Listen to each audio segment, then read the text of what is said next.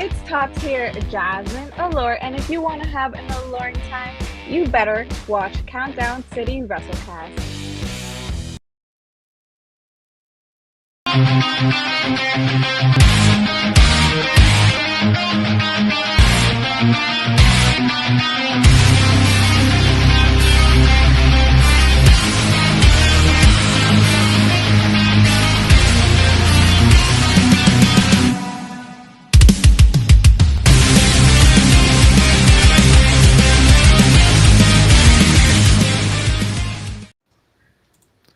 What is up, heels and baby faces? Welcome to another episode of the Countdown City WrestleCast.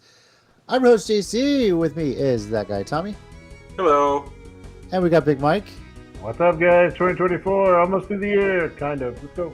I think Tommy is deep in thought about watching You what see the happened at the ending? end I'm of watching it Dynamite. right now. Yeah. He's watching it right now, so I'm not going to spoil it for you yet until Tommy finishes. But yeah, What's up, Bernsey? Jason? How's it going, guys? Dynamite finished pretty crazy when you consider what that is setting up going into All Out. So Also, AEW using their social media to set up that was brilliant. yes. Because I got played. I was like, this is such a great story. That's cool. Yeah. Oh, man. So anyway, you know what? Let's just relax. We're just gonna watch Tommy enjoy this for a second. Wait for his reaction. He If you he is he is not. hold on.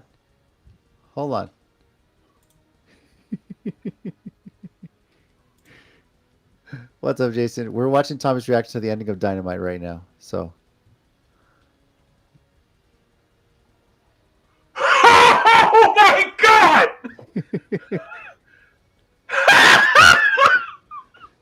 Oh shit! Oh! Yeah. okay. If you guys don't know what happened, we'll get to it eventually. Oh, we will get to it. We'll give We'll get Tommy to a it. chance to Yeah. collect himself here. You know, the most appropriate thing about this is that there's that shirt behind Tommy that says wrestling is an art, and it's never more appropriate than what is going on right now or what happened on Dynamite and watching Tommy's know reaction what? to this. 100%. Yeah. So So what's up, JC? Wrestling news. We got. I know, yeah. Well, hang on. Wait, what was the crowd chanting? I couldn't quite hear what the crowd was chanting. Yeah. Oh my god! Probably cuss words, I assume. Yeah. Yo! That man burned that man's house down. And there it is. There you go. What? Yeah. Needless to say, Hangman is not invited to the barbecue. No, Oh, this is started arson. the barbecue. Yeah. Yeah. He started. I mean, you Well- want a big fire when you light the grill. Right. There you go. So, yeah. Anyway, Those hot We're dogs gonna- and burgers will be a bit crispy. we're going to talk a lot about that as it sets up to All Out. Excuse me. We're going to spend some time today recapping everything that happened this past weekend. It was a busy Labor Day Wow. weekend for wrestling. TNA Emergence, WWE Bash in Berlin, and NXT No Mercy happened. And Damn, Jason. Well, the roof, the front door, Yeah. door. Yeah, a little stair. more than the roof, but you're not wrong. for sure. And let me just say this. The way that was set up for him to do that all smooth like that, that's got to take some balls. Because when you're playing with fire, if it goes wrong one way, you're screwed. And yeah. Well, So- I mean, you assume whoever set up the whole shot, that they had the proper people. Wow. Yeah, for sure. That was crazy. But my thing just goes to like, I saw that story on the social medias and on TikTok. And Yeah, on I saw it earlier. Instagram. I was like, oh, that's so awesome. It's And then amazing. you SOB, that was awesome. This is how you use social media for wrestling. Things like this, for sure. But anyway, yeah, we're going to talk about everything that happened this past weekend. Then we'll preview AEW All Out, talking about Swerve versus Hangman, among other matches that are going on that night, including one that we don't even know the full opponents yet because that's going to be revealed through results on Collision. Friday night, Yeah, so that's what we got going on. Well, first, let's talk a bit of wrestling news, and we'll put this one in the, quote, long time coming category. Lisa Marie Varon, known to WWE fans as Victoria, right? Yeah. Mhm. Yeah. Has announced that she has signed a nostalgia contract with WWE. What we and fans know as a Legends contract is officially known as a nostalgia contract with WWE. This basically allows her merch to be sold on WWE Shop and for her likeness to appear in video games as well. So, Nice. something that has been a long time coming because, quite frankly, Mike, to correct me if I'm wrong, we played those games a lot when she was on the roster in her prime of her career. And I don't remember her seeing her much in those video games. Like, she was never in them. I don't know if she was in many. I know the Widow's Peak was. Yeah, That but was she her last herself She was wasn't. in move. like no, she was in like either Here Comes the Pain or something right around that time. Right. She was in Yeah, a but she couple. was never in like No Mercy or anything like that. So No, And no, no, not those. No. and even Yeah. after she left, she never came back and got those, those legend characters. Like Trish would be in there after she left. Lita came back, with DLC or whatever, and it was always uh, a create a wrestler download, right? You'd have to go to yeah. this, the marketplace and see what somebody's created, basically. So, um, But yeah, good for her because it's a long time coming for sure. Yeah. Arguably, like, and I hate to say this, like, almost like I wouldn't say a forgotten diva, but like WWE never really did much with her after she left. underutilized, never given Yeah, enough credit for what she did. exactly, and 100% possibly a Hall of Fame inductee this year. should be. I Maybe. mean, Yeah. So Her and Jazz yeah, should be. yeah. yeah. So let's keep that. But congrats to Victoria. She seemed pretty excited to announce it. A sign of things that are coming back, becoming better with the current regime in place for sure. Yeah. So, Yeah. any other wrestling news out there? That's kind of the Um, one that stood out to me. I heard that there's Kevin Kelly and like the boys, the Tate twins, have like a lawsuit against AEW. I don't know Oh, what that's boy. about yet. It was basically for wrongful termination, supposedly. Yeah. Okay. Someone made the joke. Oh, must be an AEW pay-per-view this week because they got bad news for some reason. Yeah, no, that is true. Oh wow! No. Wait, was that before or after the Probably fire? before. I would hope so, unless I don't know. Mustafa Ali's kind of heel, so maybe. But He can be a dick when he wants to be. yeah. Okay. There was something else I was gonna say that was. Oh well, not necessarily positive news in the sense of the whole story, but Odyssey Jones, who was in the middle of a storyline that looked like they were going to be breaking up Kofi and Woods, was all of a sudden released, gone from all mention on the website, and the report is that there are domestic violence charges made against him, and it's still, it's still at the beginning phase of that, but they just dropped him. So, And quite honestly, when I heard the name up there, I was like, "Who?" I don't well, he's remember. honestly, he was in NXT for a while, and then he went away, and then he got. I think people not like joked, but I think he's been in the last two drafts. I think he got drafted last year, never showed up on the main roster. Got drafted this year. She didn't show up for a while until like a month ago. Like literally, like right at the end, they started a storyline where he came in to help Woods and Kofi against Kofi, I think, against Karrion Kross's group. Okay. And they were starting a whole storyline with that where Woods was kind of basically getting, I don't know, jealous, but felt like Kofi was bringing him in to replace, Big E and be a new member, and he wasn't sure about it. And then, that happened. So, yeah. And of course, I saw Woods tweeted, "Ain't got nothing to do with me." Yeah. Which is, considering what actually happened, is a little not risky, but it's interesting. Yep. So. All right. Well, on to stuff happening locally. Again, Victory Road, which we will talk about next week, is happening next week. Thus far, the only matches I've seen that have been announced has been Nick Nemeth versus Moose is the main event for the TNA Championship. Let me see if there's anything else that's been announced since then. We'll find out more when Impact airs tomorrow. Let's see here. So far, that is it. So, We'll talk a bit about what happened at Emergence, including a name appearing there that I never thought I would see in a TNA ring too. So, Right. um, What are we talking And a about? little local connection Oh. to the Victory Road show mhm. with RCW. I don't know if you're going to get to that or. Yes, RCW, Go RCW Go 2, which is 2 days later, announced that Bohemir, the current RCW champion, will defend the title against a current member of the TNA roster. Let the speculation begin.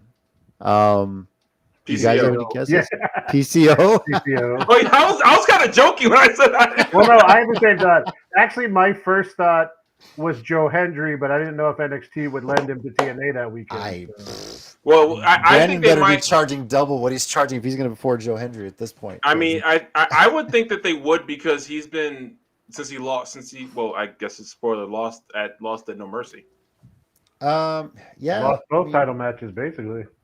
pretty much. yeah. Well, it is. Well, he wasn't in a title match at Emergence, but yeah. No, so. but didn't he have one not too long ago? I thought he had a TNA title shot, not at Emergence, but like not that long. God, it might have been months ago. Or I thought it was, November, okay, maybe. he was in an 8-man tag on Emergence and lost that one, but Yeah. which by the way, his entrance with the Hardys, fantastic. That was great. PCO is not a bad option. I would love to see Josh Alexander. Yeah. But again, that's what the asking price is for that. Just somebody up there would be pretty cool to see. Well, I mean, I'm sure. I mean, for a title match, I'm sure you're not going to get. Who can I insult by saying they're at the bottom of the TNA totem pole? Kazarian. I mean, kinda he's cool, worked indies actually. before, yeah. So I mean, He's always. I know what you mean. Yeah. Yeah. So I mean, he was on the pre-show with Kushida at this past weekend. So, all right. Anyway, yeah. So that's taking place on the 15th. United 210. Correct me if I'm wrong. From the press conference, I was mixed up. Is the next United 210 show on the 20th or 27th of September? 27th, I believe. 27th. Okay. Yeah. All right. And I was at that last Friday, Mm-hmm. actually. So you're about to say they announced the big. Yeah, if you want to go for it, yeah, because you were there. Okay. If you want to. Yeah. So their main announcement was that at the next show there will be a Sangre por Sangre Southside Rumble, 30-person Southside Rumble, not a 30-man, a 30-person. So with the people that were there, it appears that both men and women will be eligible in the in this battle royal, and the winner gets a title shot against the champion, presumably at the next show. So the Treats have kind of already said they're involved. Stash and Rob Love said they're in. Casey said he's in. Callie pretty much said she's in. Eric Walker said he was in. K-Jax, of the people that are at the press conference. Don Juan also, right? So. Well, yeah, it's part of the Treats. They didn't really specify which ones or whatever, but pretty much, yeah. Mm-hmm. And then he said there's going to be a lot of other, talent people you've seen before, some you haven't for that. So sounds really cool. Really hope I can get to go to see that. They also mentioned there's going to be, I think, a tag title match they announced too, with Tommy's favorite, the 8th Day. I just want to know more about their people. Right. Right. I just saw Jason's comment. Did you see that? Yeah, and you want to talk about asking price? I don't know if we'd see that, but maybe. Well, I don't know him showing up in random indie stuff lately. But wrestling though? No, that's true. Yeah, I don't know. But no, he might just show up. I mean, he Yeah. Look, who did he close? I think he closed like Effie. He closed like Effie at GCW. Yeah, twice. if he clotheslined from Hell's Nastico, I'm okay with that. I'm all for anyone beating up Nastico. I don't care what the excuse is. So, for sure. Then Hybrid Experience is on the 28th of September, and then of course the next BOW show announced is November 9th. Yeah, that's what we got going on. Also, one little thing connected locally with Hybrid at the Gulf Coast Wrestling show this past weekend in Corpus, which is the Galvan one. Hybrid kind of started a little war with the Galvan school. Uh, uh, Living in Fashion won the tag titles down there. They beat up, I think, Ben Galvan with help from Casey and K-Jax. Oh no. So they started a little thing down there. Oh Then no. connected to our intro video, or the one we started with today. Well, no, what you may like this. Jasmine, I believe, lost her women's title because Janai Kai is the new women's champion down there. So sounds like quite a few belts changed hands at that last show for them. So let the I-37 war begin between wrestling schools at this Apparently point. so. Yeah. So That's actually a pretty good name for it. I can't even lie. yeah. No. It is a rivalry week in the Echeverria household. So yeah, we'll get to that. So all right. Well, let's look back briefly on and there Jason just said it. Yeah, let's talk about Emergence. Haven't gotten to see the only part of the show I did get to catch was the very ending of the Iron Man match. And I need to go back and watch it. But some real quick results here. Zachary Wentz is now the X Division champion, Right. winning Ultimate X. Steve Macklin defeated Eric Young in a singles match. Jordan Grace and Spitfire defeated Ashby Elegance and the Militia. ABC successfully defended the TNA Tag Team Championships against First Class. And the System won the 8-man tag match against Joe Hendry, Mike Santana, and the Hardys. And Nick Nemeth defeated Josh Alexander 3-2 in a 60-minute Iron Man match to retain the World Championship. And was joined in the ring afterward by not John Bradshaw Layfield, but just John Layfield. And I don't know what he told him, but Nick Nemeth seemed to like what he said. So curious what they're building here with this. So yeah, it's interesting. Like you said, him showing up in GCW, we thought was like the crazy thing, and now he's in TNA. So, I mean, as far as I know, he's got a good relationship with WWE. Does he show up in NXT with Nemeth or as Nemeth as part of the crossover stuff? It'd be interesting to see. You know, the thing is, I'm not so sure we're going to see Nemeth in NXT at this point. I think, I know it's a regime change, it's different, but he's wanting to make a name for himself without using WWE to kind of build that platform, and I think he's doing well with that, you know. And there's no way they could ever call him Nick Nemeth. They would say Dolph Ziggler every single time. That's true. There's no way they could not say it. Yeah. Well, is he going to be John Layfield or John Bradshaw Layfield? Or JBL, right? That'll be interchangeable, but there's no way Dolph Ziggler can go anywhere in WWE and not be Dolph Ziggler. He just can't do it. Do you think they would ever let Cardona back as Cardona? Because he's talked about that. Actually, yes. Because he's built enough of a name for himself under that name, I think they would. And enough time has passed to where now he wouldn't mind, you know. Yeah. So we gotta talk about go ahead. I forgot there was one more piece of wrestling news. It's on a happier note. Killer Kelly revealed she's pregnant. Oh yeah, I saw that. And who I had no idea they were together. The father's Myron Reed. Yeah. Oh. I was like, I think you shared that. Yeah. I was like, that's awesome and amazingly surprising. But yeah, that's awesome. Yeah, that's really. I mean, it was cool. Just people like, oh, we thought you were out injured for a while. Yeah, that's what I thought too. And then she's like, no, pregnant. I was like, because she said what'd she say? Went from daddy to mommy. I was like, okay, that's hilarious. If nothing else, though, if you watch something, one of the best moments, the Joe Hendry and Hardy's entrance. Yeah. As if this couldn't get any better, somehow Matt and Jeff got themselves added to the Joe Hendry music video, and it was the remix that you never thought you needed. From Joe Hendry's music straight into the Hardy's theme. True. It was amazing. So go check that out. I believe in Matt Hardy. Mm-hmm. I believe in Jeff Hardy. Straight hilarious. It's just so well done. It's been pretty awesome. And I'm more than positive that's just something that Joe Hendry thought up like 3 days before and just recorded it real quick and put it together because he's kind of a musical genius. He is.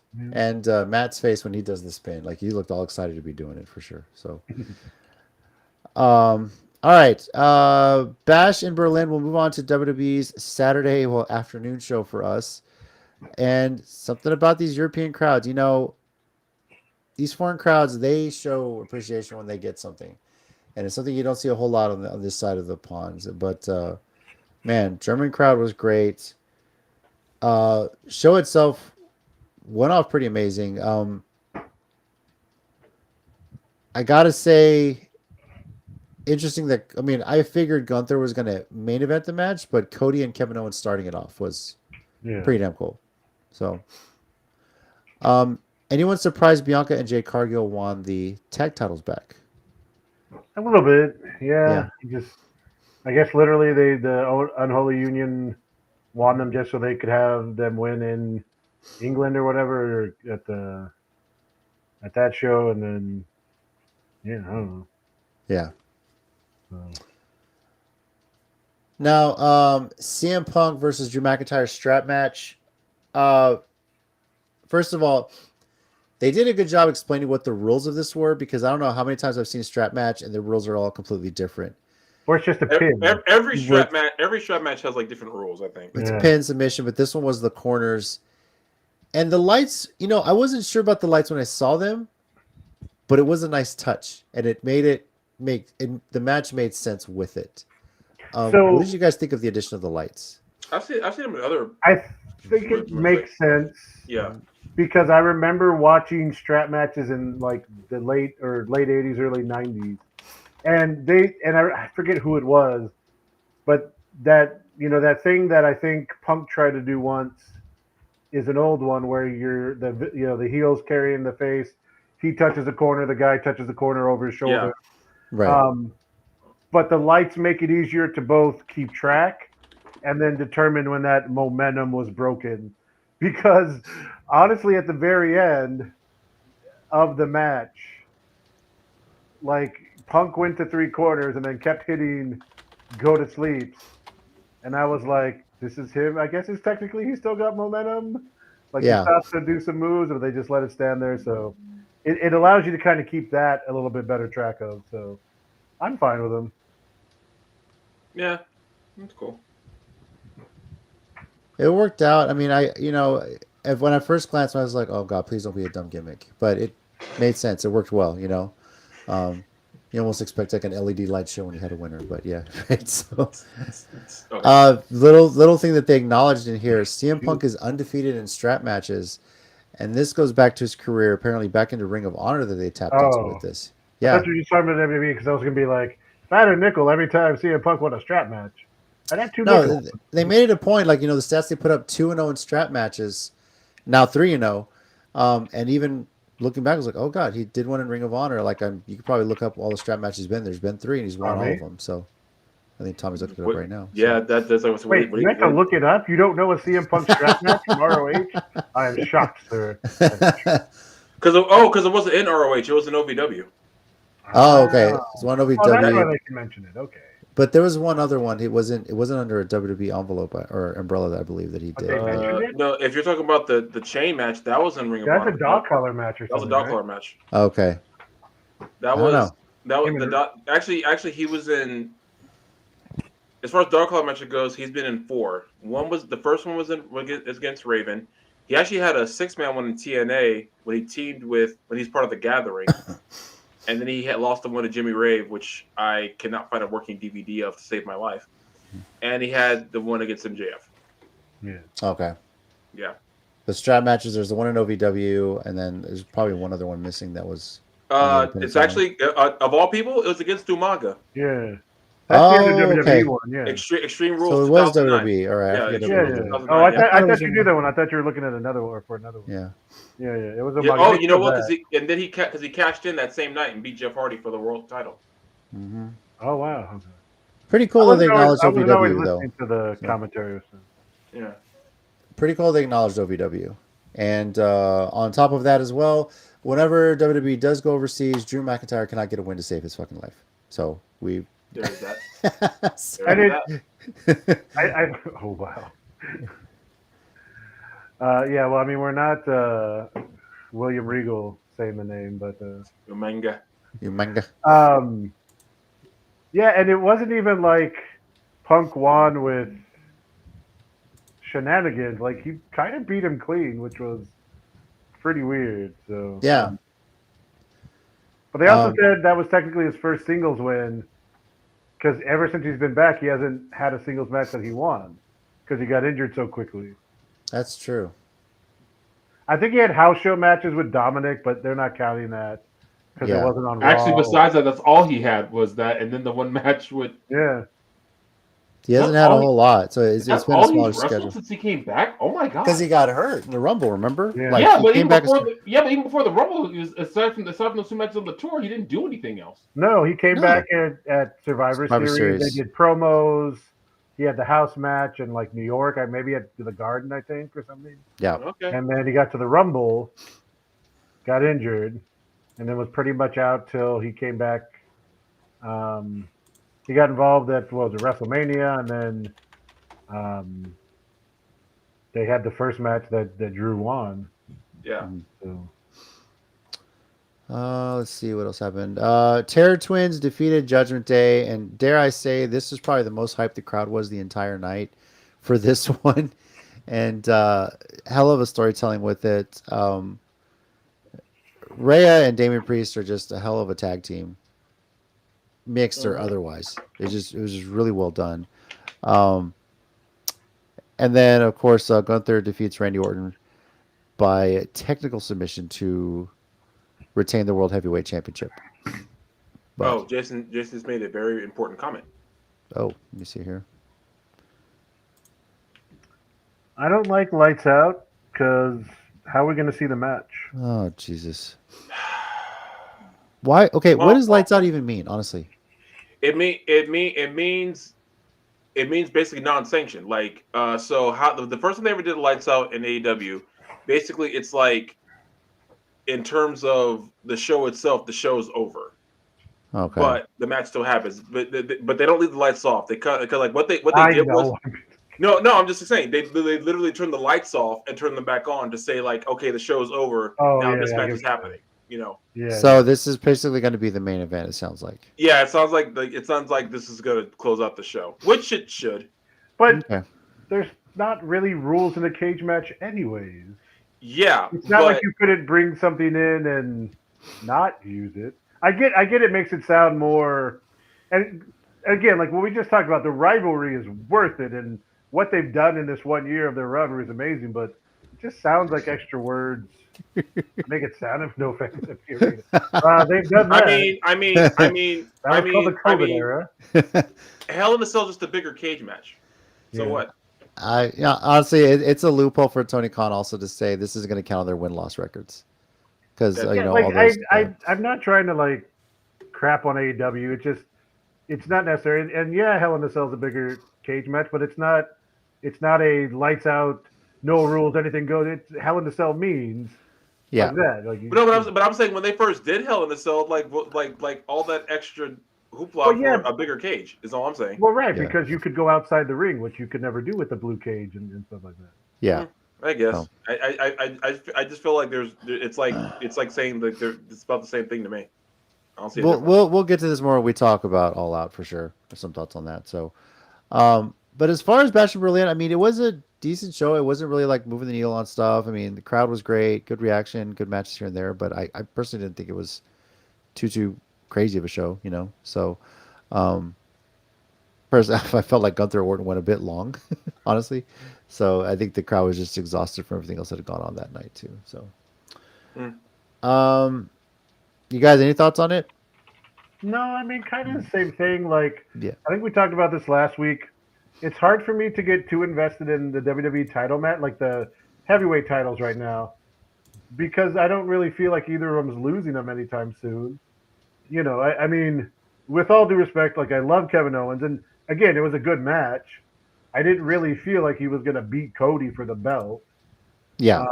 You know, and even him turning heel to a certain extent, you know, if he had turned heel, I mean, it's Kevin Owens. He's done it several times. Gunther and Randy, again, same thing, good match. Probably did go a little bit long, but that's also kind of Randy at this point, and Gunther can go. But I didn't really think Randy was going to sneak a win on him this early in the run. So, good matches, but no, I kind of agree. Like, it didn't – this show overall, and I think I mentioned this to Tommy last weekend.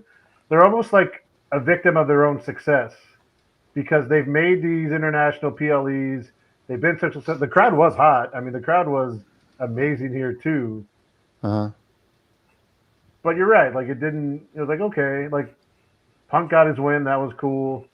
Rhea and like Sean said, the Terror Twins really beat up all of Judgment Day, and I guess Rhea pinned Liv, so all the people could talk about that for a while. But Yeah. overall, I agree. It was a good show, but it didn't really feel like anything huge happened. And honestly, I can't lie. I'm just still sick and tired of this 5-match pay-per-view format. That just seems like it seems like a waste. Like at like 7 at least. I'm sorry. It feels like it's just a glorified Raw or SmackDown at that point. Just and which honestly Raw or SmackDown should just be a glorified wrestling show. It's a wrestling show. But I don't know. I still don't like. I mean, I get it if people think 11 matches like that is too much. Okay, cool. But 5 is like you're still paying. Your subscription and all that. You're still paying for it. But for 5 matches, there's a Goldilocks zone somewhere between those two extremes. But yeah, there is, and and it's easy to hit. I feel like at this point AEW is just going to do what it does, and you take it for whatever you want to have. But with WWE, okay. Let me put it this way. NXT having a 5-match pay-per-view, that's fine. That's their developmental territory. That makes sense. You're talking about pay-per-view that's for both rosters of 2 shows, full of people, and 5 matches. That's not even an even division. No. I'll be right back because I'm going to drop off for just a second. Okay. What is this? The 5 matches plus commercials? Well, and that's the other problem to me. It's like it's 5 matches plus commercials, and again, but honestly, how long do the damn commercials need to be? Like how much airtime is really being sold here, and how much money are these people paying and making in contrast? So yeah, I don't know. I'm just not a fan of this format. Yeah, but I mean, it's maybe still something to be tweaked. I'm sure. And we'll see where they go along the way with it too, for sure. But I don't know if they're tweaking it anymore. They've been doing it for like 2 years now. I guess it just depends, in a way, it saves the big cards for the big shows. That's kind of the idea. Yeah. So Fair enough. Yep. All right. Well, how do we do pick wise? Because Tina always would just pick Randy Orton. She went 0-1. Mike 3-2, and myself and Tommy went 4-1 with our picks for Bash in Berlin. Can't believe I went 4-1. Huh? I can't believe I'm 4-1. Yeah. But then I got like literally everything wrong at NXT. Wait a minute.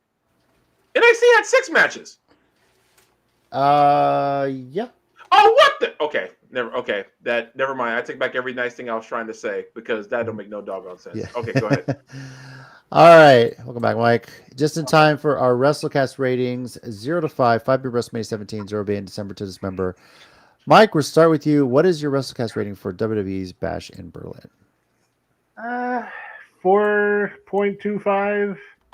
Again, I don't want to say it was a bad show because it wasn't a bad show.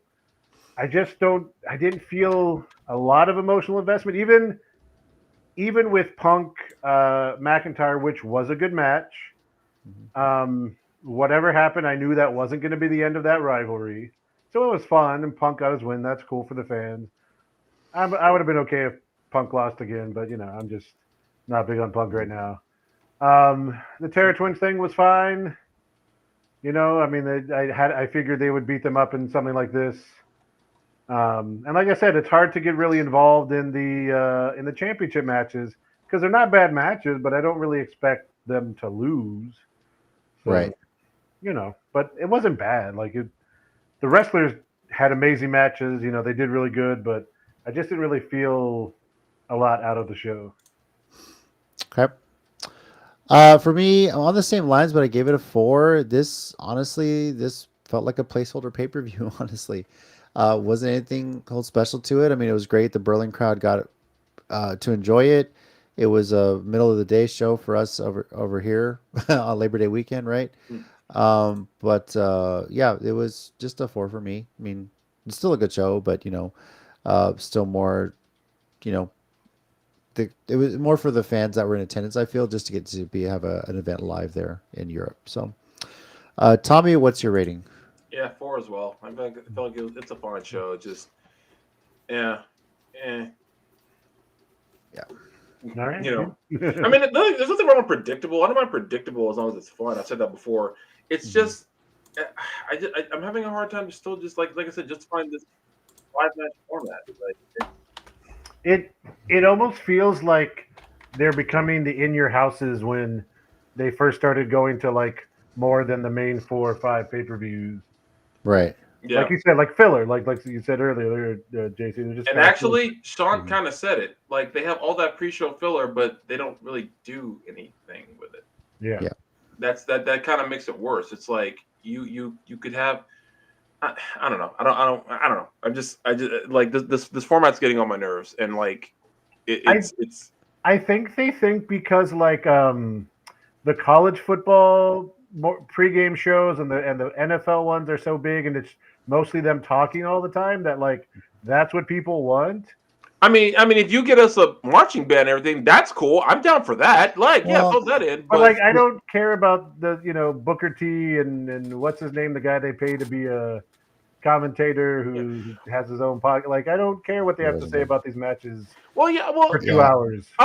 okay, that's it for 2 hours. I'm in for like a little bit of time, Like an hour? That Yeah. like I mean, does it even take that long? 30 minutes, like Yeah. it's like so. But it's like that's my problem. It's like it's 2 full hours of that, and it's like, and you're trying to be like college football. It's pro wrestling. Since when? No, and that's the thing is it's a whole different animal. Yeah, Well, really, Honestly, who wants to yeah. listen to people talk about wrestling for more than an hour? exactly. I don't know, but that's what we're doing. Speaking of which, 4.083. That's our rating for Bash in Berlin. But yeah, college. It's a totally different animal. First of all, I enjoy Pat McAfee on College Game Day, even though he almost got blasted by the cannon in College Station this past weekend, which was freaking hilarious.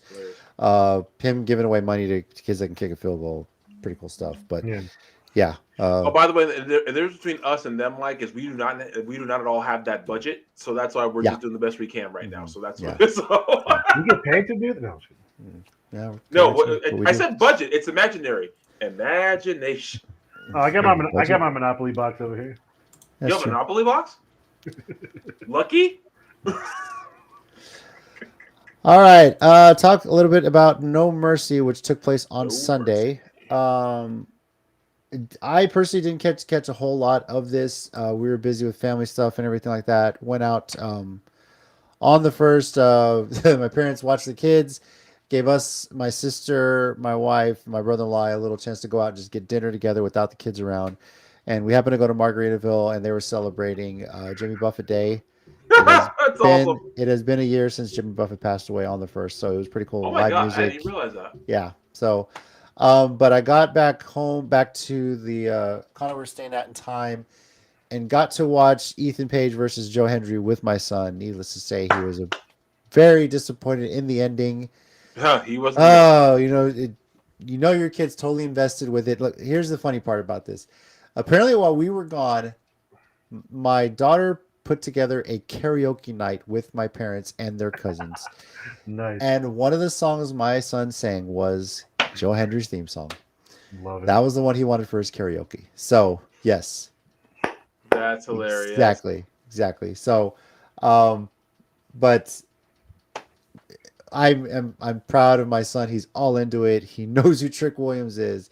He knows who Ethan Page is. He knows the people getting involved in the match. He was very sad Henry didn't get the win, but understanding was like, hey, these things happen, buddy. And when they do finally win a championship, it's going to mean that much more. So it's gonna be great the day Jay says, "Man, who booked this crap?" And does that. The day he says that is the day he joins us as a regular on this show. Yeah, he might as well at that point. Yeah. I'll have to change my name by then, but Yeah. Oh, Tommy, you think you get heat? He's got a lot of heat with some of those MPW people. So That's true. Morgan and Callie and a few others. He's rivaling you with some of the heat he's pulling. I'm going to say That's that true, right that's now. true, So, actually. yeah. Like when I was on commentary, I don't think my presence was missed at all because Jay was right there. He's picking up the slack. Match results: Axiom and Nathan Frazier regained the NXT Tag Team Championships from Chase University. Why? I don't know, but this one was more surprising to me. Zachary Wentz defeated Wes Lee. No, both those surprised me equally because I was like, Yeah. what the hell is going on right now? I don't know. I wasn't as surprised considering what happened after the Chase U one, since Ridge was part of the tag team itself that was in there.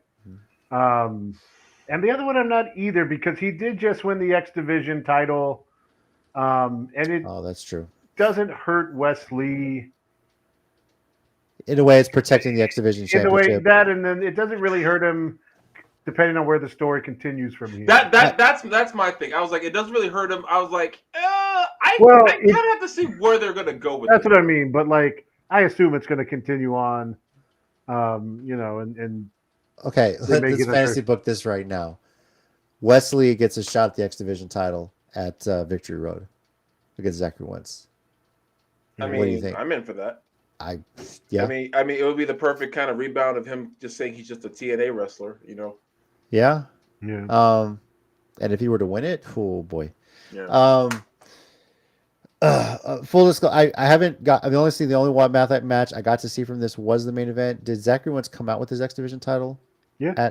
He did. Okay, I didn't get to see if he did or not.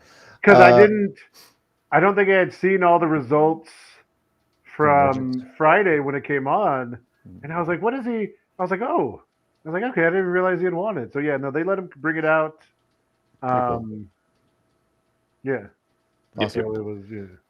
Kehlani Jordan retained the Women's North American Championship, and with no surprise to anybody, Obafemi is still the North American. Okay. One gripe about this, it's confusing as hell. Can we just call it like the Men's and Women's North American Championship, or can we change the name of the Women's North American Championship to make it a little less confusing? That's kind of why I feel like I'm just complaining about WWE tonight. I didn't like it when they named it that in the first place. I was like, why didn't just give it a different name? Just call it the Men's North. I don't know. Or do that because this is sort of. Do they not call it the Men's North American? Officially, it's just the North American Championship. No, yeah, well, that's just them being sexist. Yeah. So, but in all honesty, the other thing was, I like that Tony is big enough to. I mean, he still got beat up a lot, but he actually got a lot in on his own. And he actually, they were trying to do a move, and Oba wound up stepping on his foot and kind of like rolled his ankle. He rolled Tony's ankle, and so he kind of went down and didn't take the move. And I thought they were going to go to the ending quickly, but, it was like a spray and he recovered. Hit him with that spine buster, which, hitting it on Oba is really impressive. Yeah. So I like that it wasn't a squash and that Tony D'Angelo, and I think they have big plans for him, honestly. Yeah. He's been pretty well done as a character in NXT for a while. But I like that, again, Oba, I think, is obviously someone they have eyes on, like, main eventing WrestleManias and winning titles down the road. For sure. So obviously you're keeping him strong, but I like that Tony looked like he was at least able to contend with them for a while. So. I was thinking that the other day because I feel like the amount of production they put into him and the family, like I feel like that, like they wouldn't do that if they didn't think that this could go places. I think they do want that on the main roster. They're just trying to like make sure the other guys are also ready. Stacks and Luca, Luca, and then the girl too. She needs a little work on her Riz, whatever. Adriana. Yeah, she needs a little work on her mobster accent. She tries to do this. And then they're going to take some time to build them up. No, I'm kidding. I think they got to take some time to really build them up so that there is a following, so that when they go over to the main roster, people are like, who the hell is this, right? Yeah. Oh, I got it. We'll call it Obafemi's North American Championship. That'll go because he's not giving that up anytime soon. That's probably fair. Yeah. I was gonna say, actually, you know what? Hell, yeah, that's a good name for it. Roxanne Perez retained the NXT Women's Championship against Jada Parker, but was surprised by the appearance of one Julia. Yeah. So the next NXT event is Halloween Havoc. Do we get Roxanne versus Julia at that event? No, they're doing it on the CW, the first episode. Oh, they're on the CW premiere. Did they announce that? Yeah. Okay. Yeah. Oh, really? Oh, yeah. I'm almost positive. Wow. Which You can't let Julia win on that. Do not Brock Lesnar No. thing. No. Like SmackDown. It'll Now, be Tommy, think- Jason, I know y'all are. I know Jason's no, going hold to on, jump hold in. No, Cora hold Jade on. is going to help protect Roxanne Perez. Whether Okay, it's a you're DQ on finish this. or something. You're on a similar page with that.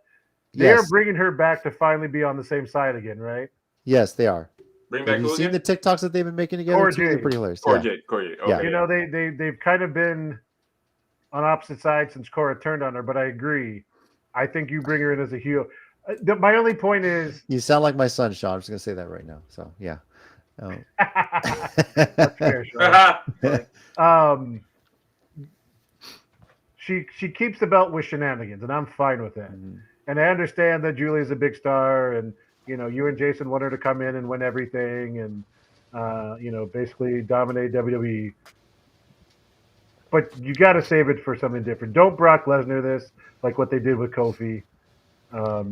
It means more on a pay-per-view or That PLA, whatever the hell they call it. and honestly, as big of an international star as Julie is, Roxanne deserves better considering what she's done with her title run, and she deserves like a little feud out of this, not just Yeah. Okay, wow, I'm shocked, Interesting. Jason. Not gonna lie. Okay. Although Okay. you were saying the same thing about who was it that came in and won real quick? Ethan Page probably or something like that. Yeah. So that's Yeah. fair. I think we all said that about Ethan Page. Well, yeah. And then as mentioned, Ethan Page defeated Joe Hendry. So Boo. yeah, I know. Again, like I said, I only saw the main event, but seeing that Julia made the appearance, they've got that set up for the CW premiere. But I'm pretty sure, whether it's shenanigans or otherwise, Roxanne's going to be champion leading that show, whether she takes an L for a DQ or who knows what they're going to work with that. But maybe they'll do something at Halloween Havoc with them for the title. Because right now Roxanne is running through the entire freaking roster, and Yeah. you she's running out of opponents. yeah, Yeah. looks like Obafemi. Yeah. Honestly, she's the best wrestler on there and kind of deserves it right now. True. I'd like to see them. Oh, sorry. Go ahead. Oh no, and obviously we're biased, and I think you'll agree with me. Ren's character work has been amazing. Yep. Mm-hmm. We know she's good in the ring, and if you look at some of the stuff they did with her early when Ren showed up and started appearing, I think they trust her in the ring too. Mm-hmm. Like I think they realize she's solid. Cool. Ren? Yeah, for sure. And and the only reason I say that, besides the fact that she's good, is because so many of the stars right now on NXT are those athletes turned wrestlers that are literally learning over the last year or two how to wrestle. Ren's been doing it for years, trained in a wrestling school, did the indies, seesaw in the ring. Some of these other people, Jada Parker, Kalani Jordan, Sol Ruka, they're great athletes. Yeah. And they can pull off amazing things, but they got to work on, as AJ Styles calls it, the little things you do in a wrestling match. Those natural wrestling instincts that you have about things. Yeah. And I think that just takes time, but I think Ren has them. So I hope at some point she gets into even the North American women's picture for a while. First, that's fine.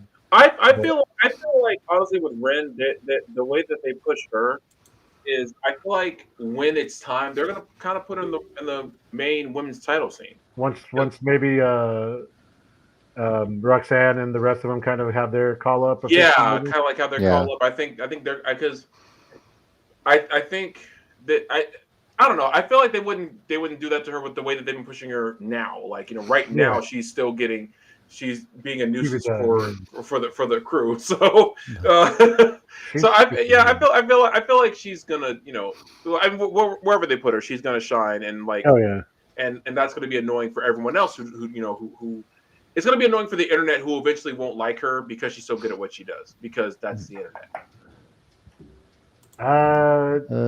Jason, that's a good question. Very good question. Did she get? I want to say they had called her to the main roster. And she maybe an injury up. Or something right now? I don't know. No, because she was like a businesswoman. Am I thinking of someone else? No, I thought they called someone else who was assisting one of the GMs almost. But was Yeah, that... she was drafted to the Raw brand, and she's had one match since then. Okay, yeah. And I don't know what they're like really. But again, but even under Triple H, they had this thing where they would draft people to the main roster and then they didn't show up for periods of time. So who knows? Who knows? All right, on to our pick results here. Mike and Tommy went 2-4, and then I went 3-3. So none of us went above 500, but the difficulty picking NXT, I guess. So yeah. WrestleCast that's because I thought it was a surefire thing that Chase U was going to retain, and we all did. Wow, it was almost the same thing as with the Unholy Union losing them right back, like because they had just won them not too long ago. Yeah. So who knows what they're doing with it? WrestleCast ratings. It's gonna be just you and Mike and Tom. Mike. Yeah, it's gonna be Mike and Tommy doing this one because I didn't watch the whole show. Mike, what is your rating for No Mercy? Part of me does want to take Sean's thing since Joe Hendry lost, but yeah. No, I mean honestly, I'll go like a 4.5. I honestly was more entertained with this, than Bash in Berlin. Like, again, like all the matches were competitive. Stuff happened I didn't expect. Roxanne really put on a wrestling clinic. She made Jada Parker look really good. The main event with Trick's involvement was fun. And you know they've kind of done that ending with special guest ref where it wasn't exactly like the Shawn Taker Brett one, but they still did that thing where he didn't see what happened and then he has to regretfully like count 3 even though he doesn't want to. Yeah. But yeah, like solid matches all across for me. So 4.5. All right, Tommy. Joe Hendry lost, so 1.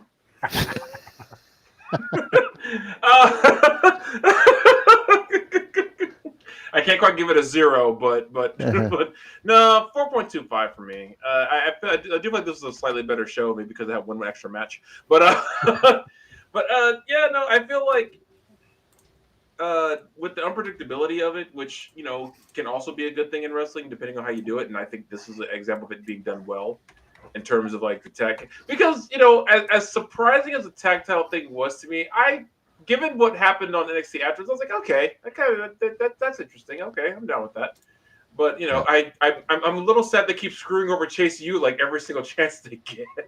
Yeah. Like, what are they doing with Chase U? Are you going to push him? You're going to move on him? Like, what's going on? Yeah. It's like it's kind of a play on my usual joke. Did they do something wrong backstage? And it's like, oh no, we're going to fire you. We're just going to give you just enough. And it's weird because they've been one of the most consistent things on NXT for a couple of years, honestly. Like about past 3? Yeah, almost. Yeah. So overall rating, NXT No Mercy, 4.375. We had it rated higher than Bash in Berlin. So, yeah. Hey. Shout out to the Denver crowd because they stuck around. They had Raw the next night too there. So, way to show out in Ball Arena. Nice. All right. Then let's jump into what's happening this weekend, this Saturday. AEW's All Out. And yeah. Let's, I know I have an order here, but let's just go ahead and talk about this one first.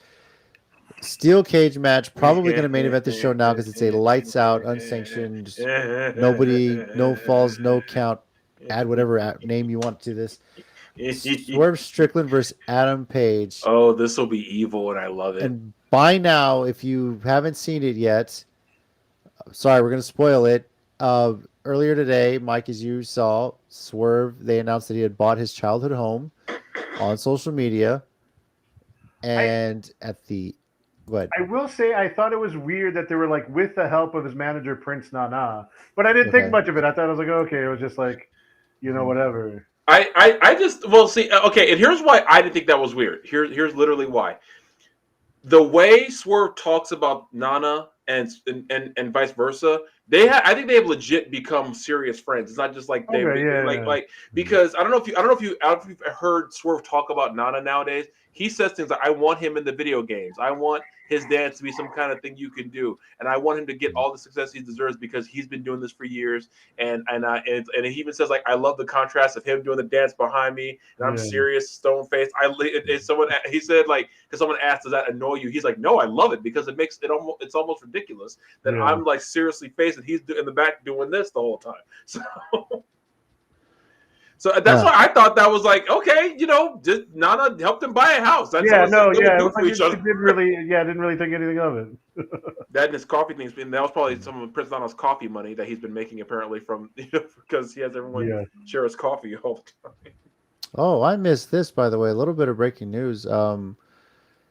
AEW Grand Slam will take place in Australia, February 15th, 2025. Oh, I think they mentioned that. I think I heard, but didn't remember the date. It's AEW's first ever event in Australia, and it's going to be broadcasted on ESPN. Oh, well, that I didn't hear. So I hadn't heard that either. Man, it's almost like the internet's wrong when they say AEW is going to close any day now. Oh my God! I don't want to get too much into this, but there were people after All In that shared pictures of like the stadium before. Basically, anyone, or just as soon as people were being let in, they were like, "Look how empty it is." And people are like, "They literally just let them in." What do you? And you know what's messed up about that? It was taken by people who were there, which tells me someone bought tickets specifically to get in early to take that picture and say that. That's what I don't understand. Like people, well, I mean, for both sides, honestly, but like, both sides ready to go to a show that you're going to crap on. Like, if you feel like the show is legitimately bad. But that's literally like before something happens, trying to start crap for like that's that's also spending money to fill a seat that you said wouldn't be filled. People on the internet do, right? The internet and the internet, I guess. Yeah, but anyway, with the finish of Dynamite, Hangman Page burning that house to the ground. Jeez Louise, let's get ready for the memes. The first thing I think of is some diabolical shit. When Randy Orton burned that Wyatt compound down or something in the fire, and everyone said how I look when I start the barbecue. God knows what they're gonna make with this picture. Someone did a picture of Orton like that. It was like they made like a metal album cover. I forget what I think it said. No, it said Out of Nowhere. They called it Out of Nowhere, like it was like an album cover. And I commented, I listened to that. I would listen to that immediately. So with all of this, I don't know if there's going to be a clear-cut winner for this. I don't know if a referee is involved. But if there is, who are you picking? Mike, we'll start with you. So here's the thing that makes this so hard. If you look at the overall rivalry, Swerve has like a 3-1 lead or something. Like he's won like the last several hardcore death matches they've basically had. Yeah. And so, but Paige just burned down his house, so you feel like he could be justified to win. That's such an insane sentence! I know, but like part of me's like, you gotta let Paige win another one. I'm gonna go with Paige with absolutely no confidence. I wouldn't have confidence if I picked either one of them, to be honest, because this is so crazy. Hold on. But Paige just burned down his house! I mean... Okay, hold on. Wrestling is so weird. I was going to say, only in wrestling can you have such in-depth analysis about Swerve has such a great record in hardcore matches. Paige just burned down his freaking house, bro. Like, I mean, I don't know why that took about funny bone like it did, bro. But Paige just burned down. It is the most extreme version of standing tall on the Go Home show, right? Which traditionally, if you stand tall on the Go Home show, you're losing. And this is like the most extreme version. So part of me is like, well, surely Swerve's got to win now. So, okay. But, chalk that up to things you'll never hear on College Game Day. I'll say that. Facts about that. Now without short of being Raptor saying that his trial starts in 2 weeks. Okay. Oh my God, A&M just burned down seriously. Jamal J-Phil or whatever at UT. My gosh. You know what's funny is like this reminds me of there's a really dark joke in my family because my aunt's house used to they had it rebuilt was in Bastrop when it had the huge fire. So and by the way, let me make this perfectly clear. The aunt whose house burned down was the one making these jokes. And it became a running theme in our family. So whenever she couldn't find something, she would just say, "Oh, it must have burned up in the fire." So whenever something was lost in anyone's house, no matter what it was, it could be a remote, it could be you set a bottle down wrong somewhere. If my aunt heard you, she say, "Man, where did that thing go?" She would say out loud, "Oh, it must have burned up in the fire." And she said it so much, we all stopped feeling bad about the house burning down. Now, granted, of course, she's like, "Okay, I missed this, I missed that," and yeah, but she made this joke so much, so now whenever I see it, so yeah, you better get him, Swerve. Your house burned up in the fire. Jason's asking the hard questions. Where Oh, did that's an Adam- easy one. Home Depot, same place you probably found the matches and. I the was gas gonna say can if you he just go started, fill up. I'm saying I was assuming he had a truck and just bought all that stuff the same Yeah, place. got a chair and a Sure. table at Home he Depot. is a cowboy. I'm assuming he has at least 2 trucks. Probably got the Sure. matches from there too, and a You're gas buying can. 300 gallons of gasoline and a went to the table and quick- chair. What are you doing? Went to the quick trip around the corner to fill that sucker up, and the rest is history. Yeah. Well, Mike, they asked him what is he doing, and then he either had 2 answers. He either just said legitimately, "I'm a cowboy," or "I'm a pro wrestler," and both answers would have satisfied the Home Depot staff. Yep. I need 30 gallons of gasoline. What are you doing? I'm a pro wrestler. Aisle 13. You go down here. You make this right. So. Anyway, back to our picks here. Tommy, Sorry. who are you picking on this one? I'm gonna go Swerve. I don't care, even if I'm No, wrong. I know, but no, because what you said makes total sense. But I won't pick against Swerve at all right now because, and honestly, like Mike, I have no confidence whatsoever. I'm quite sure I could be wrong about this, but I'm sticking with Swerve. I'm gonna go with Hangman. Okay. He's gotten into Swerve's head with this, and they're gonna play on how emotional Swerve's gonna be that his childhood home is gone. And they're really gonna it's gonna get to a point where he's gonna come out hot, he's gonna come out fiery, but he's gonna let his anger get the best of him, and it's gonna cost him. And that this is where Hangman Page is gonna really win this one. Yeah, sorry, I just gotta add one more thing. Jason, I feel like after they went off the air, Hangman just tossed them both into the fire as well. Yeah, I think he was so. like, "I don't need to take this home. I don't need another table and chair." Just threw it in. Nah, the real messed up part is he would have just left it there with the gas can and matches. So when Swerve goes to the house and sees it there, boom. Yeah. That's fair. Okay. I like that too. All right. On to everything else that's happening at All Out. MJF and Daniel Garcia, which quite frankly, promo-wise, had a lot of hype up until that ending of Dynamite. Yeah. Daniel getting a little bit personal on this one. Obviously, this stems from Daniel Garcia's small involvement in the All-In match MJF had with Ospreay. Tommy, who are you picking on this one? Daniel Garcia. Okay. I feel like this might be one of his breakout things, but I feel like it won't be the end of it. They'll probably have a bit of a feud too. So. Okay.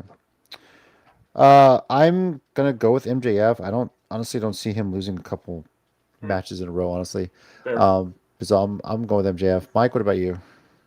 That's my thing because I definitely think Daniel Garcia's at the beginning of something that could potentially turn into a really hot run with what he's doing. But I don't see them losing. I don't see MJF losing back-to-back shows like this. And you're right. I think MJF winning with shenanigans more than likely. By the way, did y'all hear that apparently the Dynamite Diamond ring was legitimately lost or got stolen, I guess? I had heard that rumor. Oh, my God. And so they played it into the storyline that Daniel Garcia said he stole it and pawned it, but that's why he used the Nux instead of the ring at All In, because apparently it legitimately got lost in England. But I feel like he'll win with something like that. Maybe Daniel Garcia will get some back on him after the match. But I think for the first one, MJF wins, but obviously like shenanigans, cheating, stuff like that. Chicago Street Fight, Willow Nightingale versus Chris Statlander. Oh boy, this is probably one of the harder ones to choose here. So it is actually. Yeah. I am going to go with Statlander on this one. This one, by the way, is for the CMLL World Women's Championship. Yep. That has a title on the line with it as well. Yep. I can't recall who was I the thought champion. they said Willow's the champion. Willow's the champion. that CMLL didn't want them to put the title. Unless it's changed. I don't know. Okay, maybe I'm wrong. Maybe I'm thinking of something else. Well, I'm going to go with Statlander because whether it is or not, it would be a hell of a way for them to have a title change on a show that's not theirs too and get Statlander into CMLL. We'll see. So, Mike, what about you? This is another tough one because it's another good rivalry. They've gone back and forth. Mhm. I don't know whose turn it is in this one per se. But I'm going to go with Willow. Again, just no strong convictions in my pick, Mhm. but she's the face, and I feel like this feud may be coming more toward an end. So I don't know. But I'm Okay. going to go Willow. And Tommy. With strong convictions, I'm picking Willow. I just don't see her losing this, so I'm going Willow for sure. So All right. Wow. One match we don't have to make picks on now, but I just want to mention this one because it was just added. The AEW Continental Championship will be a 4-way match. Okada is going to be defending against 3 opponents to be determined on Collision this Friday. The opponents will be it'll be the winners of these matches: Orange Cassidy versus Brian Keith, Cassidy. Lance Archer versus Mark Briscoe. Archer. I'm gonna say Archer. Okay. And Takeshita versus the Beast Mortos. Takeshita, because he's been on a mother effing tear. Yeah, and they also started something on Dynamite because I think the first match of the night was Kyle Fletcher and Okada, Yeah. which was a good match in and of itself. But then they started beating up on Kyle Fletcher afterwards, and Takeshita came to save him, and he, told, basically Okada, come on, let's go. And Okada was like, I love Okada in this role. I've seen, not people complaining because of, what his status has been, but like, he is so good as a smarmy, like. He is in the part of his career where he already proved he's the best in the world. Now he's just having fun. It's kind to me it's kind of like, okay, you know what it's like to me, and I'm not and before anyone loses their ish, I'm not saying he's this person, but to me it's kind of like what Eddie Guerrero was doing when he became Latino Heat, Light, Cheat, and Steal. He was out there having fun. He was cutting these hilarious promos, doing all this hilarious shit. But when the bell rang, dude, Business. he would still do comedy in between. But when the belt with with Okada, even when he does the middle finger and all that kind of stuff, when he hits those damn drop kicks, I'm like, that's still Okada, all right, because that shit's still clean as hell. It is. I like it. We're not making picks on this, but I'm assuming Cassidy's gonna be a part of this match, and by God, just give me a slow motion kick, nonchalant kick spot with Okada, and I want to see Okada's reaction to it. I want to see how they do that. You'll never beat the one he had with Sting, though. I'm sorry. No. Yeah, but on at the end of Dynamite, they had the new trios champ, the Blackpool Combat Club with Pac versus Cassidy, Kyle O'Reilly, and Will Ospreay, and they had Claudio on his he was on his knees in the middle of the ring, and him and O'Reilly were doing alternating kicks. So it was Cassidy going tuk, and then O'Reilly really kicking. So he was doing the soft kicks, O'Reilly was doing the regular kicks. It was pretty funny. Wow. I feel like O'Reilly, Cassidy, and Mark Briscoe had this conversation in passing, stopped, looked at one another, ran to Tony Khan and say, "Can we do this?" He's like, "I guess." And then Cassidy found Ishii and said, "Hey, you want to be in on this?" Ishii was like, "I don't care." And then they just formed the conglomeration. Yeah. It's an odd pairing, but it's fun. It works. Did you guys watch AEW when Tomohiro Ishii was on there? No. It was 3 minutes long because Ishii was sitting there like this. And so RJC was doing everything he could to wake him up and nothing was working. Orange Cassidy walks in, taps him once. He wakes up, Ishii wakes up and chops RJ and they walk off, and that's how it ends. Nice. That was the whole AEW. It was one of the shortest ones they've ever done, and it was by far still hilarious. I like it. Only Ishii can sleep through an interview and make it amazing. All right, moving on to another match that's going to be very difficult to pick, I think. TBS Championship, Mercedes Moné defending against Hikaru Shida. And Camille has been banned from ringside for this one. Officially announced. I don't think this is as hard as you think it might be. Okay. And is it just because you think they're going to keep it on Mercedes? Yeah. Yeah. Yeah, I'll say keep it on her. Even though I think Shida deserves a run with it. Right, but there's no story behind it right now. I agree. Yeah. I assume if Mercedes is going to lose it, there's going to be a build up to something, not just a match that was made somewhat quickly. International Championship, Will Ospreay versus the Bastard Pac. Anybody going with Pac to win this one? Because I think it's too soon to take it off Ospreay. No, I agree. No, yeah, I agree. I kind of want to so bad, only because for two reasons.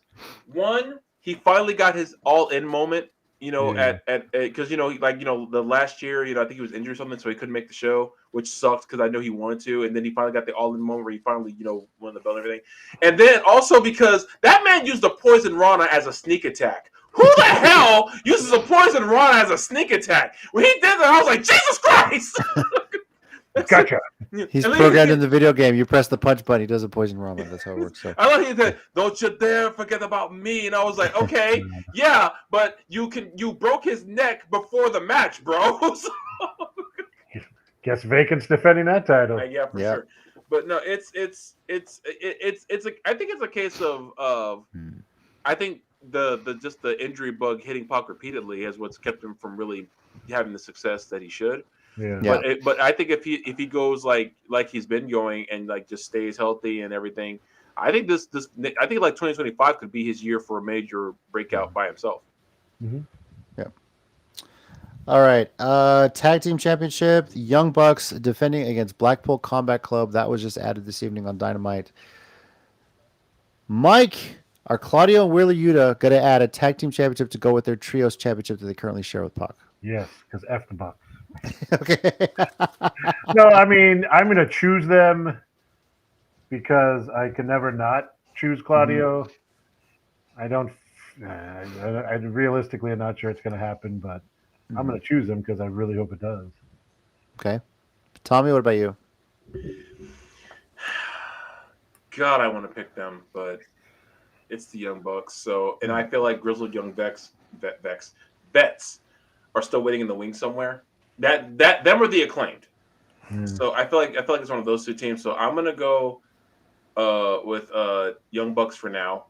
But the second either the Acclaimed or grizzled young vets get a shot by themselves, I'm picking that team. Okay. So. Yeah, I'm sticking with the Bucks right now as well. Claudio and Wheeler already have gold, and the Bucks find a way one way or another to keep the titles. So that's what I think that's going to happen here. And finally, AEW Championship: Bryan Danielson versus Jack Perry. Anybody think Jack Perry pulls this off? Hell no. No. Okay. Yeah. This would be like Baron Corbin retiring Kurt Angle. Because the other part is, if Bryan Danielson loses, then he's finally retiring. So is that confirmed? Like, has he said that? That's what he said when he's losing the belt. Okay. Once he loses it, then he retires. Imagine if that were to happen in Chicago of all places. Yeah. So. Yeah. But there was one interesting thing in the trios match they had on Dynamite. Also, Bryan Danielson was on commentary, and they basically asked him like, "What's going on with Blackpool Combat Club? You have Pac, who's kind of, in this trios with the two other members. Moxley's all of a sudden out on his own, doing this weird thing, and he's calling out Darby." And he didn't really answer it. He just was like, "Oh, Pac is, like one of the most intense wrestlers we've ever known. He's got all this fire and whatever." He didn't really answer the question. So I do hope, for storyline purposes, they address where things are at with Moxley and Blackpool Combat Club. And if Pac is going to become an official member, it's just, I know in real life it was because everyone assumes the Lucha Bros are leaving soon, which is normally Death Triangle with Pac. Right. So these were kind of the substitute, but I wouldn't mind him being a normal member. So. He fits right in too, and with what Mox is apparently supposedly doing, that's going to eventually involve Shane McMahon. Rumor has it. I think he's going to be pretty occupied with what he's got going on. So cool that Marina Shafir did that too. I liked what she's been doing the past year. I think Mox can definitely help legitimize her in the eyes of fans who weren't as familiar with her. Yeah, didn't get her at first. For sure. Yeah. All right. AEW All Out is Saturday, September 7th, 7 p.m. Central Time. The buy-in starting at 6. It's taking place in the Now Arena in Chicago, Illinois. Available on Bleacher Report, payperview.com, your usual pay-per-view providers for $50, people. So, I just thought of something. For more details on that. What's that? Think we'll ever get like we had Shawn Michaels, Brett, like 15 years later, we'll get a CM Punk, Jungle Boy like moment where they act like they're gonna hit each other, but then shake hands and hug. It'd be funny. Never say never, right? Yeah, that's what I was asking. You know, this is like, Never say never, but yeah, that's like probably decades down the road, honestly. I mean, So, that's what I said. Like 15, 20 years when, like, you know, when me, you, and Mike will be in the nursing home, right? And then that's when Callie's going to be inducted to the WWE Hall of Fame, and we have to sneak out of the nursing home to get on a plane Right. to go out there. So yeah, It's gonna be like Eddie Murphy and oh, in Life. life. Yeah. Oh my God, I gotta watch Life again. I've watched it in so long. It's one of my favorite movies It ever. is. It's just a pretty funny good movie. Good. That's such a damn good movie. Oh my God. all right, with that, we'll move into our 1 minute warning segment here. I hate that the damn clock goes off already quickly. Mike, do you have anything this week? I don't have a 1 minute warning per se. I did want to mention something. I didn't know if you were going to mention this before we went off the air, and I don't know if Tommy, you want to say something. But on sad news, the WrestleCast would like to extend its deepest condolences to the guy Daniel Benavides, who Yeah. runs Corpus Christi Comic Yeah, I'll bring Con, it up, yeah. who we did stuff with. You know, Tommy did several panels over there.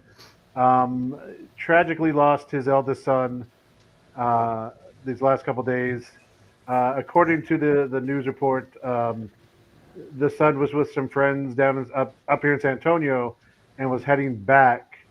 And I guess it was either Monday or yesterday with the rain. Lost control on 37. The car hydroplaned. They crashed into the median. For the mile marker in the report too, it wasn't too far outside San Antonio either. Right, so, and we met him at Superhero Comic Con. I was telling JC this before we went on the air. Ted had taken me to meet Daniel himself. I think when Tommy hadn't shown up yet. Yeah, yeah. So we were waiting you guys for told me, told me later, yeah. So then we were waiting for Tommy to get back, and when the one time we went, the son was at the table and Daniel was somewhere else. So just, very heartbreaking to lose a child like that. I can't even imagine. And then I guess also today, since we're talking about that, same deepest condolences and love to the students and the teachers that lost their lives in Georgia at that shooting. Today's been a crazy day. Yeah. Never love to hear these things. It's sad. Never. No. And it's biggest fear as a father, as a husband to a teacher, and to a best friend to a teacher as well. That's the biggest fear now. It's stuff we didn't have to deal with as kids. Yeah. And it sucks if they do. So, yeah. Tommy, do you have something this week? I was actually just going to piggyback on what Mike said because I can't I want to make this clear. I don't know Daniel. Again, I'm not going to pretend like I know him like that. But we've had several conversations, especially leading up to Corpus, and I found him to be a very nice guy. But when I did get Superhero and I got to meet him, his son seemed very nice, like a very nice, respectable kid. I didn't really get to talk to him, but I saw him. He was nice. He said hi, shook my hand. Seemed like a very nice kid. And Dad's cool dude, really nice guy. Gave me opportunity. He gave me an opportunity that opportunities plural that I could not fathom my entire life. Because of him inviting me to Corpus Christi Comic Con, and I can never thank him enough for that. So this kind of news, man, it just broke my heart because he was such a nice guy, such a good dude, and just prayers up for him, his entire family, and for anyone else in that family, and of course the shooting in Georgia today, which was also tragic. Yeah, just rough news, and it's terrible, it's sad, and I just wish I could do more. Hopefully, Daniel, if you do see this, man, hey, the WrestleCast, if we can do anything, let us know. Yeah, for sure. That's it. I don't know if there's a whole lot more I can add to that than what was already said. So I'm going to try and lighten them a little bit. Sure. Put this under the category of one of the best things I've seen on the internet this week, because there is a lot of bad stuff out there. So there is. sometimes when you run across something that's funny, you put that. And what I have for you here is a podcast with Jesse Ventura. And those that don't know, Karrion Kross has a really good impression of Jesse Ventura. And I can't remember how it's Chris Van Valiant. Yeah. Van Vliet. He had Vliet, Jesse yeah. Ventura on his podcast and decided to surprise him with an appearance by Karrion Kross. And what ensued was hilarious. Here we go. Come on in here. I'm just going to sit off camera and just enjoy here. I appreciate you having me. Look at all them tattoos. I'm going to take my sunglasses off so people can tell the difference between us. There we go. So as a worker, they'll never know it, that there's probably 40 years difference. They'll never know. So I need to know something. Sure. The wrestling fans need to know. Okay. When you were breaking into the business right around here, there were rumors of a lot of gangsters and a lot of crazy things going on here. No one ever asks you about this. Tell us what it was like to break in. How crazy was the scene when you were getting involved? In wrestling? Yes. I don't know if it was truly that crazy. I know I had initially contacted Vern Gagne, and I received a letter back from him. I listed my whole resume, what I had done. And he told me that at the time he wasn't running a camp, but if he did run another one, he would invite me. Well, I was at college with my college buddies, and we were going to the matches then. And it was when I got influenced by superstar Billy Graham. And without Billy Graham, there would be no Jesse Ventura. I say that unequivocally. Without Superstar, there would not be me. And so we were just looking, and I saw a little ad in the newspaper. Pro Wrestling School, 7th Street Gym, which was down on 7th and Hennepin, right in the heart of downtown Minneapolis, down in the basement. And if that's what you're referring to, which I assume you are, it was kind of the mecca for, do I say, a few unsavory characters? In fact, my wife at the time, who was my girlfriend, she didn't even like going down there. She didn't even want to walk into that gym because she said she'd look around at these guys there and go, who are these people? So it was, and then of course I met Eddie Sharkey, and Eddie's a bit of a, Eddie earned a living. God, he's still alive, so I don't dare defame him. But let's just say, Eddie, you could buy things from Eddie on discount. I guess that's the best way that I could word it. Is Eddie had a way that he could sell to you like vitamins and protein, and all that stuff, and he could beat the prices in the stores by about 50%. What do you think of Karrion's Jesse Ventura? I think he's very good. I not be the judge of it. Why not? Because that ain't right. You need to have independent people judge it. Could you guys both say, I ain't got time to bleed? I ain't got time to... You got to do it with your teeth, though. I ain't got time to bleed. I ain't got time to bleed. There you go.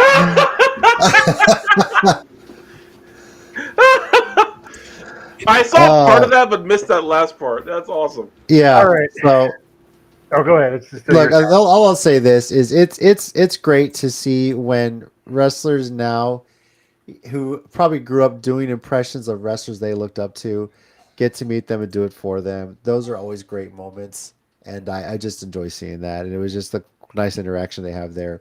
That's just something that popped up, and I had to share that. If you haven't seen it already, there's a full interview there. Karrion Kross shared a message on social media how much a big fan he was just to get to meet Jesse Ventura and do that in front of him. So basically, at this point, we need him to do that, and then we need LA Knight to do the Rock's voice, so we can finally get the Rock versus Jesse Ventura that we've all been wanting for years.